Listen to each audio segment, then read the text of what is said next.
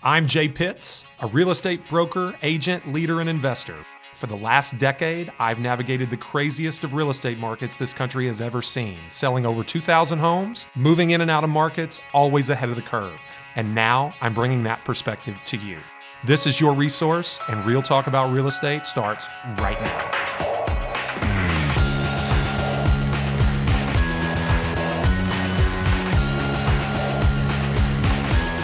And we're back, folks. Welcome back to Resource, Real Talk About Louisville Real Estate. I'm your host, Jay Pitts, broker owner at RE/MAX Premier Properties, leader of JT Pitts and Associates. Reaching for my dot loop squishy ball. You know, if you are a regular listener to the podcast, that I always got something funny in my hand. Could be a baseball, a football, could be this Flagstar Bank pumpkin. A lot of nervous energy when it comes to standing in front of a microphone, talking with yourself for 30 minutes. Anyway, I digress. Without further ado, we'll just do a quick housekeeping.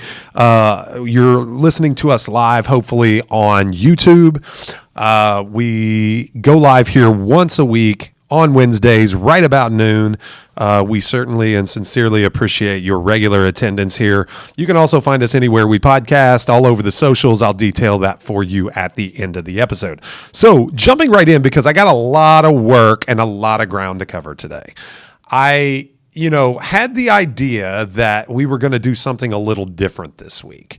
Did a little bit of research, a little bit of prior prep. I've been known to show and go from time to time, but this week it's required for me to do a little prep, which I don't mind doing because I like bringing you good content, usable, functional, to teach lessons that you need to learn to be successful in this game of residential real estate. Now, that being said, it has been really timely for me to consider. Now, I don't know exactly. I guess I could probably pop open my handy dandy spreadsheet here and tell you that we have added 1, 2, 3, 4, 5, 6, 7, 8.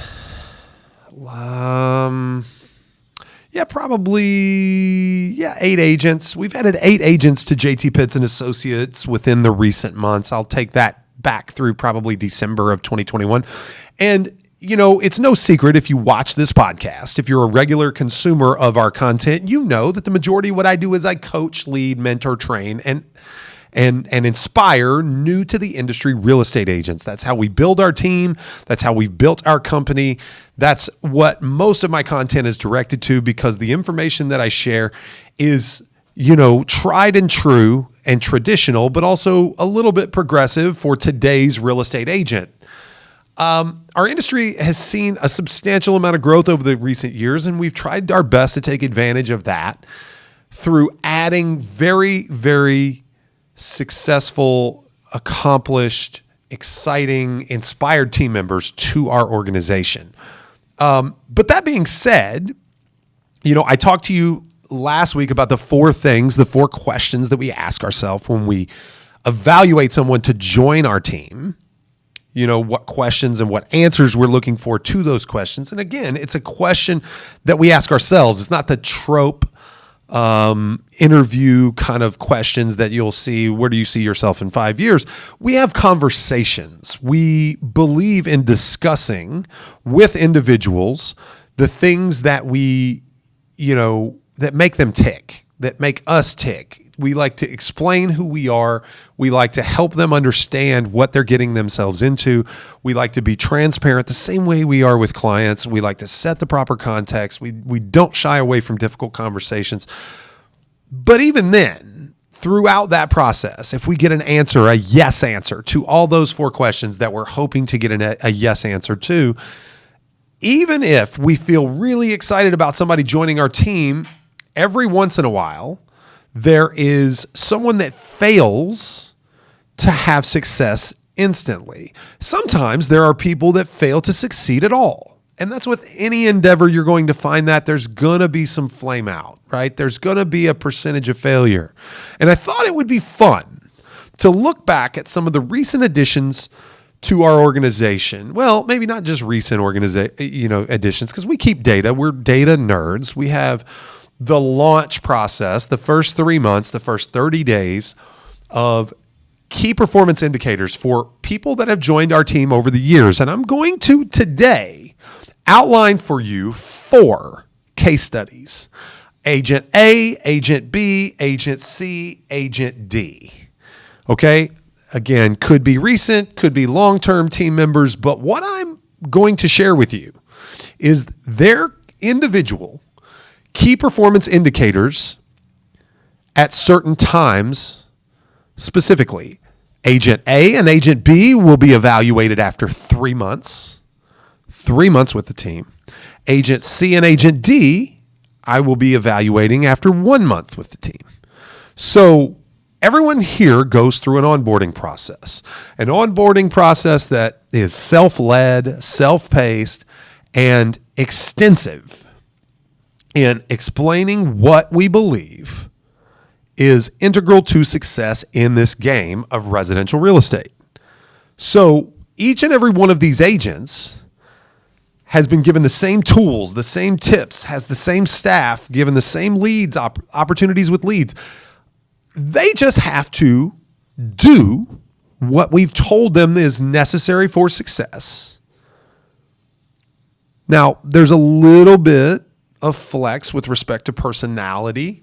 There's a little bit of flex as it pertains to certain skill sets. Certain people just excel. But the truth is, what I found is that the people that get in action, the people that value proactivity, the people that get in action and do first, ask questions later, have greater levels of success. So I'm going to get into that. I'm going to get into Agent A, 3 months in the business. Agent B, 3 months in the business. Agent C, 1 month in the business. Agent D, 1 month in the business. And these are 4 separate agents. Okay? And I'm going to talk to you about some individual characteristics of each that either predict success or predict failure. And I'm even going to have Patrick put these numbers up on the screen for you here in a moment. But before I do that, I'm going to reiterate, action is key. Key performance indicators, KPIs, are things that you track and measure. What you expect, you should inspect. The things that you examine tend to grow. And when you don't examine something, it tends to wilt. It tends to flounder. It tends to not come to fruition. So let's start off with Agent A. Agent A. I evaluate Agent A, and we're going to wait. I'm going to give you all these numbers, and then we'll put all 4 up on the screen, and then I will review those. But Agent A was always around the office. For the first 3 months, it was the person that was there when I get here. It's the person that's still here when I leave. When I have meetings or trainings for this team that are available to everyone, attendance is not ever required. This person attended 100% of all meetings offered, all trainings offered within that first 3 month period of time. If that tells you anything, okay, the effort was there. I also track hours prospected. It's a KPI that's a little fuzzy and a little different and easy to lie about.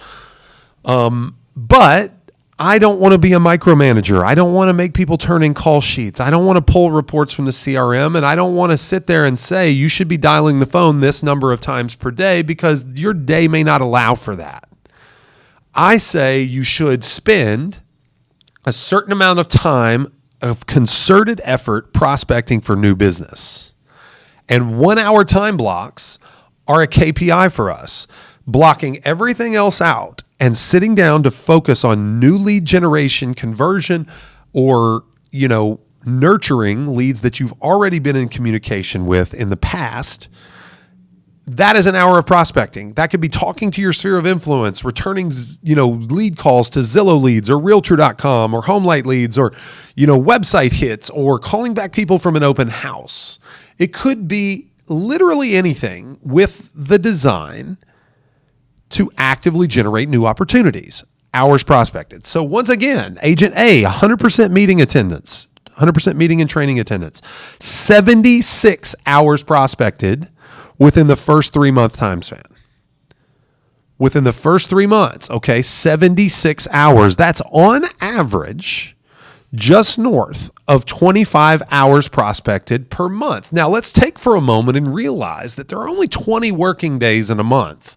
So that is essentially more than 6 actively, time-blocked hours of prospecting done per week. That's more than 1 per day, Monday through Friday, for the first 3 months that you're ever in the business. Now, I also track sphere conversations, which is conversations with your sphere of influence. This person had 0, which I dislike, but I also provide a ton of leads, and the fastest business is the most transactional business. So this person decided to prioritize, and maybe he just didn't know it was a thing. That happens sometimes, and didn't, report his sphere conversations. But basically, he didn't prioritize sphere of influence conversations. He prioritized calling back leads that raise their hand, that have said that they are ready to conduct business right away. I don't blame him there. He's trying to get started, get things moving. This person was shot out of a cannon.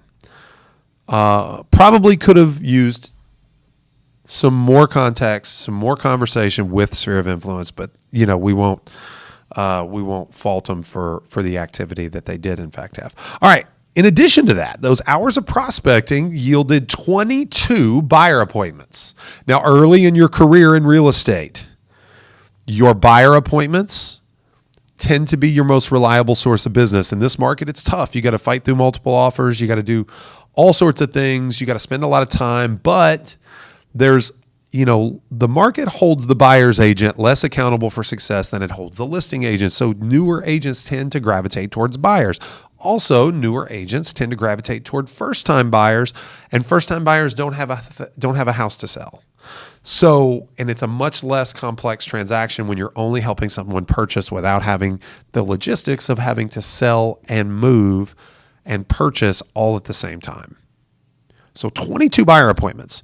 The hours of prospecting also produced 4 listing appointments for a total of 26 appointments in the first 3 months. Now, once again, if you consider that there's 20 working days in a month, Monday through Friday, that's 60 over the course of 3 months.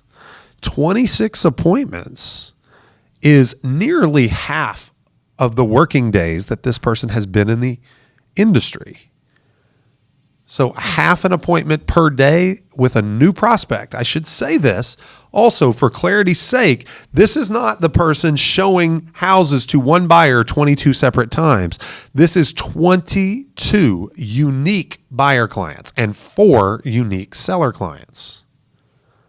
That's an incredible amount of conversion for someone who has been in the business less than 3 months. Now, of those 26 clients, this particular agent put 8 of them under contract to transact real estate. 8 of 26. That's an incredible ratio when you consider it's almost a third of the clients this person had appointments with. And we've already closed 2 transactions. Now, the other 6 will likely close as well. It's just a matter of time. But, we've got an incredibly high bar set with Agent A for 3 months in the business.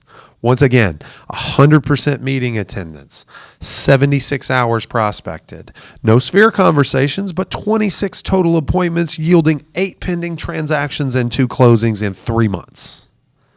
Pretty incredible start. Now, conversely, let's move on to Agent B, also in the business for 3 months. Agent B was a little more sparse, only 8% meeting attendance. And I guess I'll go through it rather quick because the next 2 metrics are actually rather disappointing. We've got 0 hours prospected.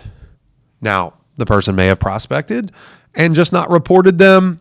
like I told you before, I'm not a micromanager, so I don't chase people and ask them for their numbers, because the truth is, as you've seen exemplified with Agent A, following the system produces the results. The person who is the exemplary, example in this case, is the person who came to all the meetings, showed up at the office more than anyone else, and put in the work.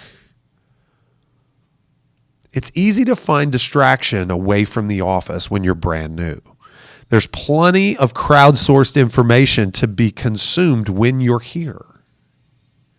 So once again, 8% meeting attendance, 0 hours prospected, 0 sphere conversations. So no conversations about real estate with people you know.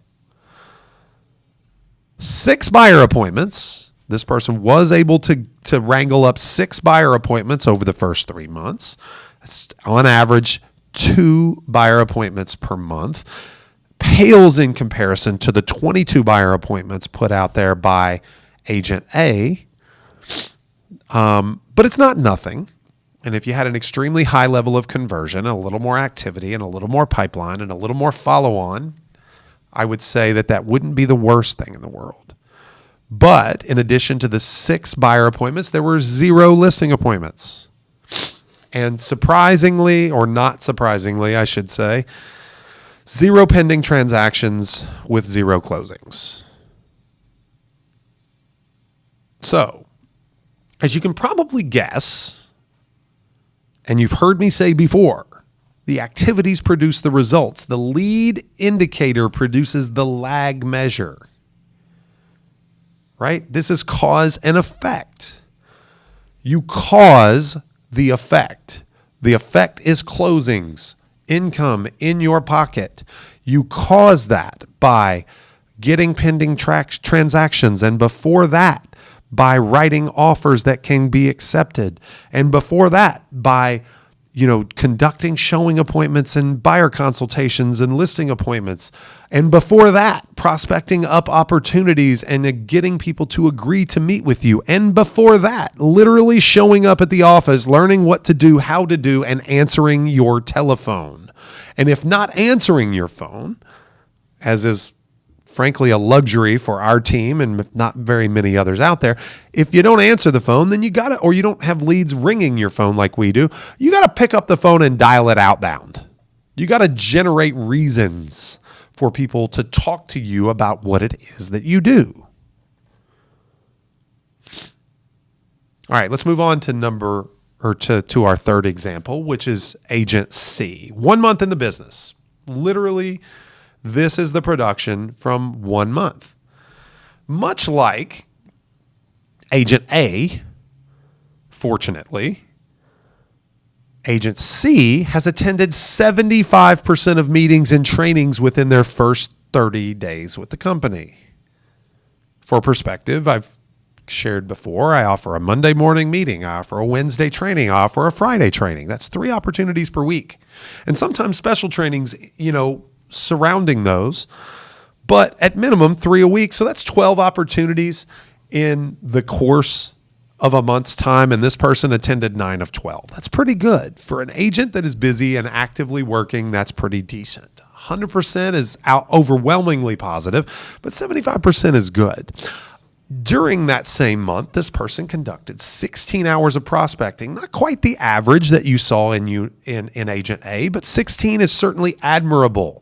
That is, just shy of 4 prospecting hours per work week. That is Monday through Thursday, taking Friday off, at least getting 1 hour of concerted prospecting in, or as Tom Ferry would call it, an hour of power.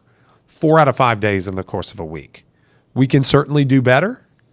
Anyone can do anything they want, frankly, because it's just not that hard. But, agents are busy people and the market's challenging.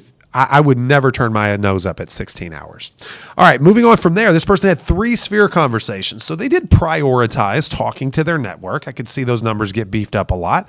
But they did at least make the gesture of having conversations about real estate with 3 people they knew before they joined the team. Beyond that, Of those 16 hours prospecting and those 3 sphere conversations, they generated 4 buyer appointments in a month. That's about 1 a week.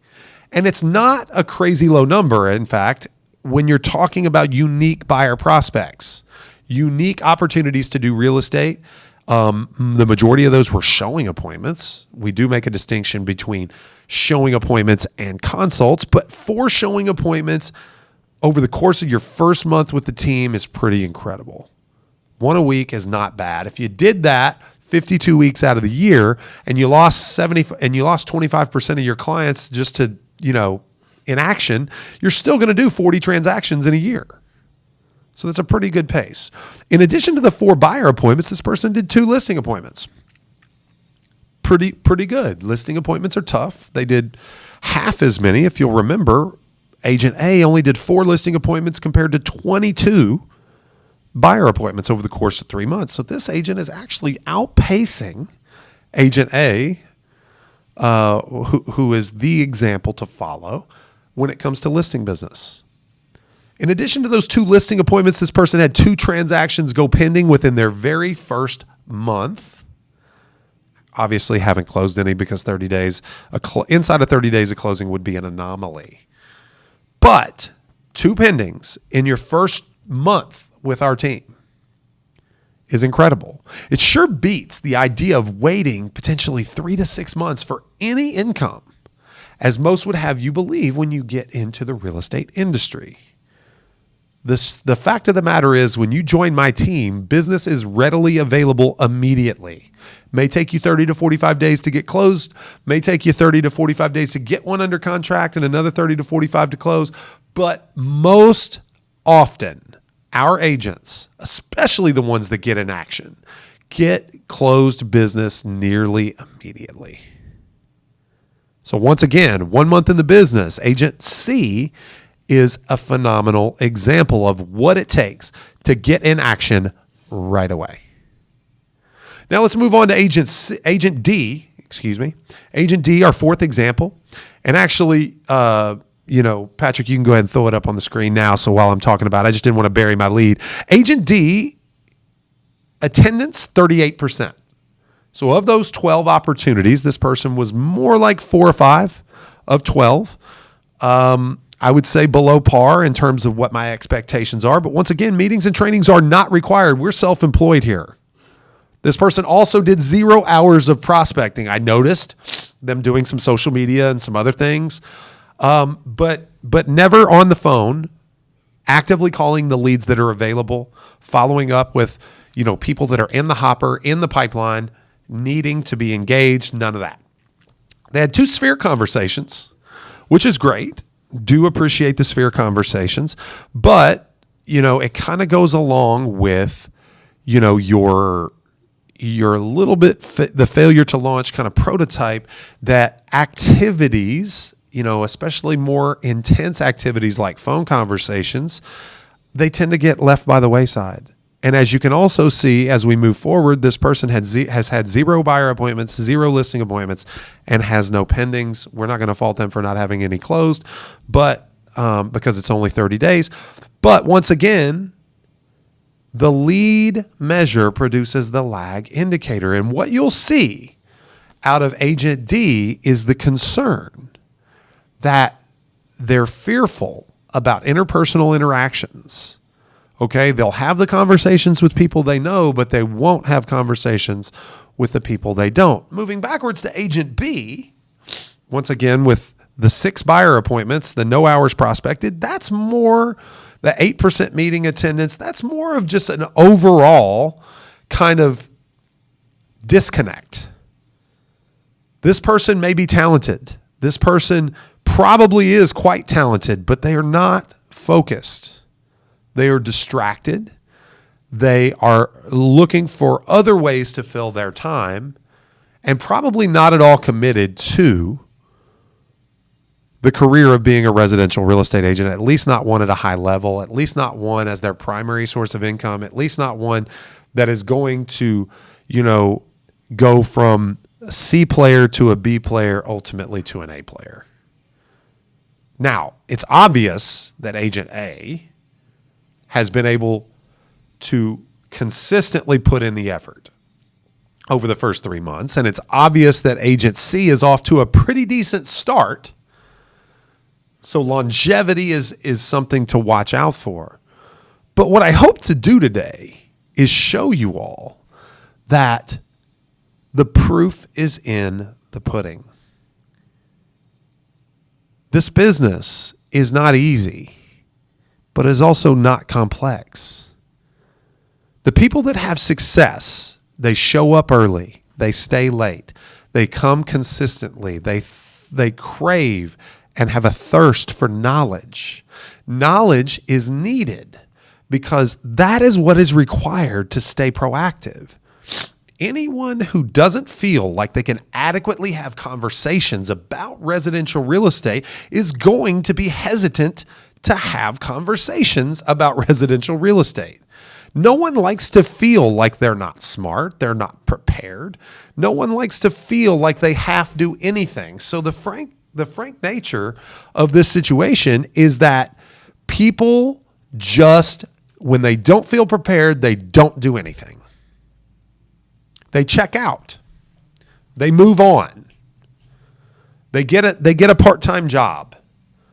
They wait for people to find them. And trust me, guys, there's more than 5,000 real estate agents in this county.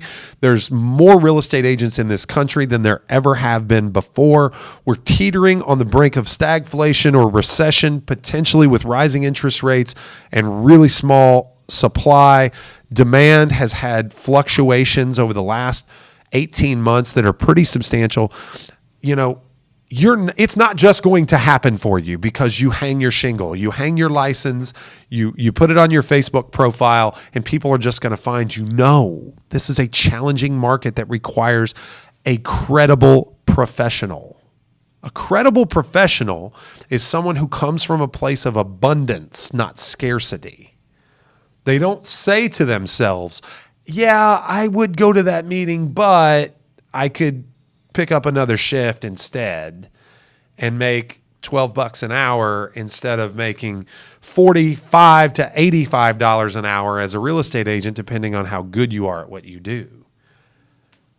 You can't lose the forest for the trees, guys. If you're in real estate right now and you are within the sound of my voice, I will give you some advice. Bad markets require twice the work for half the money. And even if we're heading for a recession, what I can tell you is that a recession is not necessarily unhealthy for real estate. We have an extreme supply-demand disparity right now.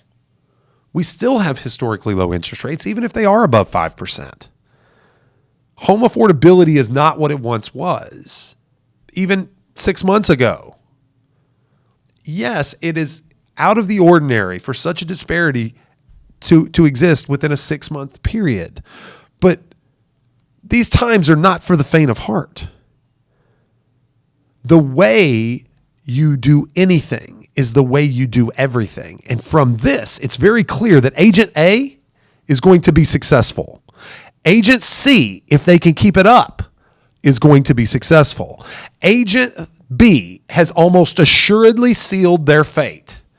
That if something doesn't change dramatically and drastically, and yes, it can, it's just unlikely because they've shown a 90-day in the business, track record for doing little to nothing to drive themselves forward. Agent D is teetering 30 days in upon a decision that says, do I become like Agent A or Agent B? And this is not meant to judge anyone, to disappoint anyone. In fact, I won't even share the ultimate outcomes that correspond with these 4 people. And these are very real numbers at play within our business. These are developments that we have observed in real time. But they all had the same circumstances. They all had the same opportunities. They all made choices, but were their choices the right ones? It's pretty simple, frankly. It's not hard. I always confuse myself. It's not complex. It sometimes is hard, but it's certainly not complex. Show up, show out. If you do what is required, you will live a life that others cannot. It's very simple. So I've talked about this many a time, and I've talked about it in mostly, a philosophical kind of subjective way. So I wanted to come to you today and bring the receipts. It is almost certain that Agent A will be a $250,000 a year or greater agent in this industry in the not too distant future. I hope Agent C is heading for the same thing. Agent B is heading out of the business. Agent D needs a major course correction, and it's obvious even 30 days into their career. I hope if you're a new agent that is looking to get in this industry and have success, that you model yourself after Agent A. There is no activity. There is no question. There is nothing that is too insignificant to ask. There is nothing that is too insignificant to do or plan for. It's just that simple. Put in the work, get the results. Certain people are going to be more apt to have success faster, but by and large, the delta between Agent A and Agent B is simply effort. It's simply effort. And once again, how you do anything is how you do everything. All right, that's all I got for you this week. As a reminder, find us on the socials at J Pitts Realtor on Instagram is our primary distribution point for all of our content, reels, stories, feed posts. Engage with us there. I have a goal to get to 10,000 followers before the end of the year. We just passed 7,000, so thank you for your support. Share, tag, like, follow, hit that little heart button, smash it on my face. Use my boom gifts on the stories. We would love you to engage with us over there. Also, another major growth piece of or avenue of content for us is TikTok. We're doing our best to kind of build our following there. Lots of new followers there, so we appreciate you very much. That's at J_Pitts. You can find me on Twitter at JTPA Louisville, where I posted 3 things that a brand new agent needs to do right away. These are things that Agent A probably did. Agent C is probably in the middle of, but Agent B and Agent D probably did not do. So go check me out. That is in my Twitter feed at JTPA Louisville on Twitter right now. You can find us Facebook.com/The Resource Podcast. You can find us anywhere where you podcast for the audio versions of these episodes. Apple Podcasts and Spotify are our 2 preferred platforms for you to follow, like, share, and review. 5 stars only. If it's 4 stars, just cruise on past. We don't need any of those 4 stars bringing us down. We do appreciate your listenership, though. And if you don't like me, just tell me to my face. That would be cool. One more thing that I should remind you of is our sister piece of content, JTP University. We're putting out lots of quick hits, which are single solitary question and answer sessions. We're putting those out on Reels and TikTok, 30-second episodes. I mostly have stayed on topic, and within our 30-second of window there, I think I went like 37 seconds, like once or twice. But for the most part, we're staying on point there. We're going to be producing many more of those and some new fresh ideas and things. We like coming to you with real estate specific content. So we appreciate your support in all ways. Like I said, don't be Agent B, don't be Agent D, be Agent A or Agent C. Agent A is killing it. I'm really, really proud of him. But that's all I got for you today. We really appreciate you coming to us, for all things real estate here in Louisville.